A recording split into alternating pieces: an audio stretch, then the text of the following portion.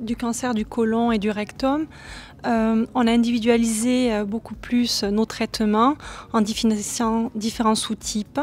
Et dans certains sous-types de cancer du côlon ou du rectum, on a vraiment eu une amélioration de la survie globale de nos patients avec, par exemple, dans les cancers du côlon ou du rectum MSI, on peut maintenant leur donner de l'immunothérapie qui est plus efficace que la chimiothérapie.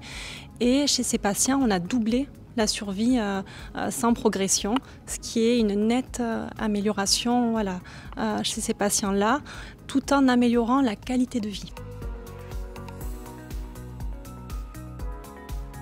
Pendant 30 ans, les cancers du rectum localisés, on leur proposait un traitement de radiochimiothérapie, de chirurgie, qui pouvait être parfois délabrante.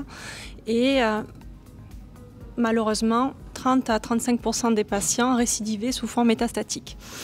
Depuis 2 ans, grâce à l'étude Prodige 23, on peut faire un traitement pour les tumeurs de mauvais pronostic du rectum, mais qui restent localisées, des chimiothérapies d'induction, après chirurgie et une chimiothérapie adjuvante. Et ce traitement-là a permis de diminuer le risque de récidive métastatique, d'améliorer les chirurgies, de stériliser 2 fois plus de pièces opératoires et de fait qu'on stérilise les pièces opératoires, maintenant on commence à discuter de pouvoir peut-être se passer de la chirurgie, de surveiller ces patients. Alors, comme je vous avais dit sur mon précédent propos, dans les cancers du côlon, on fait maintenant un traitement à la carte.